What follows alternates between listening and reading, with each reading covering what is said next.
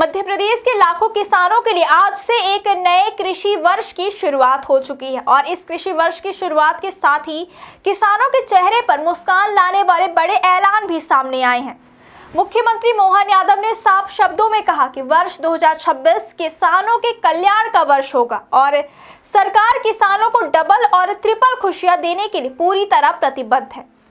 दरअसल भोपाल के जम्बूरी मैदान में आयोजित भव्य किसान सम्मेलन में मुख्यमंत्री डॉक्टर मोहन यादव ने कृषि वर्ष 2026 का रोड मैप पेश किया।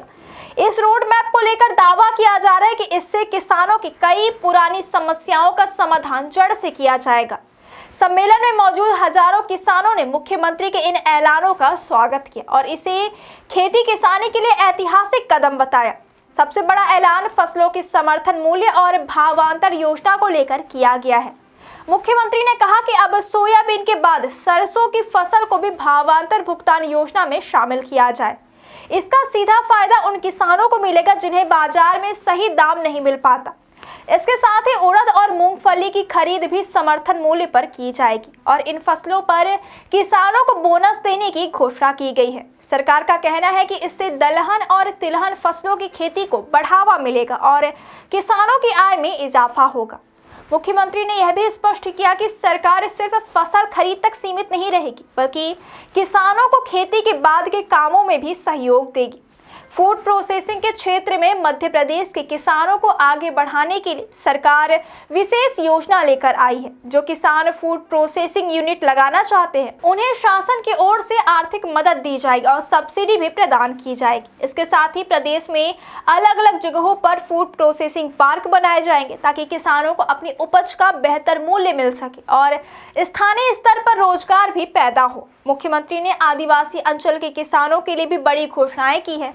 निडौरी में श्री अन्न अनुसंधान केंद्र खोला जाएगा जहां मोटे अनाज यानी मिलेट्स पर रिसर्च होगी। इससे न सिर्फ आदिवासी क्षेत्रों के किसानों को नई तकनीकी मिलेगी बल्कि श्री अन्न की खेती को भी बढ़ावा मिलेगा। कृषि व्यवस्था को मजबूत करने के लिए सरकार ने कृषि विभाग में खाली पड़े पदों को भरने का भी ऐलान किया है।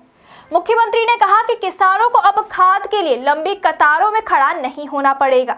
खाद अब ऑन डिमांड उपलब्ध कराई जाएगी। इसके लिए ई विकास वितरण एवं कृषि उर्वरक आपूर्ति समाधान प्रणाली नाम से एक नया ऐप भी लॉन्च किया गया है। इस ऐप के जरिए खाद की उपलब्धता और वितरण की पूरी निगरानी की जाएगी।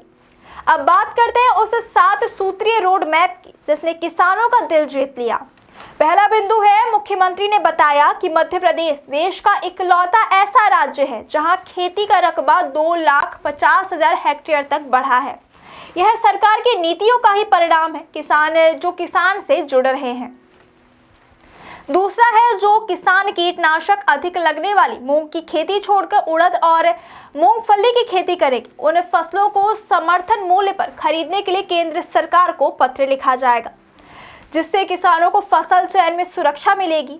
तीसरा बिंदु, 3 नदी जोड़ो परियोजना। इस महत्वाकांक्षी योजना से प्रदेश के 25 जिलों में करीब 16 लाख हेक्टेयर जमीन को सिंचाई सुविधा मिलेगी। इससे सूखे इलाकों में भी खेती संभव हो सकेगी। चौथा बिंदु है, बीज परीक्षण प्रयोगशालाओं को मजबूत किया जाएगा और मंडियों को आधुनिक बनाया जाएगा। किसानों को अपनी उपज बेचने में किसी तरह की परेशानी ना हो, इसके लिए मंडियों में आधुनिक सुविधाएं विकसित की जाएगी। पांचवा बिंदु है, माइक्रो इरिगेशन यानी ड्रिप और स्प्रिंकलर सिंचाई के क्षेत्र का विस्तार किया जाएगा। इससे पानी की बचत होगी और फसल उत्पादन भी बढ़ेगा। छठवां बिंदु है, फसल नुकसान के सर्वे के लिए आधुनिक तकनीक का इस्तेमाल किया जाएगा। तहसील स्तर पर मौसम विज्ञान केंद्र बनाए जाएंगे और पंचायत स्तर पर वर्षा मापी यंत्र लगाए जाएंगे ताकि नुकसान का आकलन सही और समय पर हो सके। सातवां और अहम बिंदु, प्रदेश भाजपा किसान मोर्चा के अध्यक्ष जयपाल सिंह चावड़ा को निर्देश दिए गए हैं कि वे पूरे प्रदेश में किसान सम्मेलन आयोजित करें। इन सम्मेलनों के माध्यम से किसानों को 30,000 सोलर पंप का लाभ दिया जाएगा जिससे किसानों की बिजली पर निर्भरता कम होगी और सिंचाई सस्ती होगी। कुल मिलाकर मुख्यमंत्री डॉक्टर मोहन यादव का यह रोड मैप किसानों की आमदनी बढ़ाने, खेती की लागत घटाने और कृषि को लाभ का धंधा बनाने की दिशा में एक बड़ा कदम माना जा रहा है। अब देखना यह होगा कि इन घोषणाओं को जमीन पर कितनी तेजी और प्रभावी ढंग से लागू किया जाता है। फिलहाल कृषि वर्ष 2026 की शुरुआत मध्य प्रदेश के किसानों के लिए उम्मीदों और नई संभावनाओं के साथ हुई है।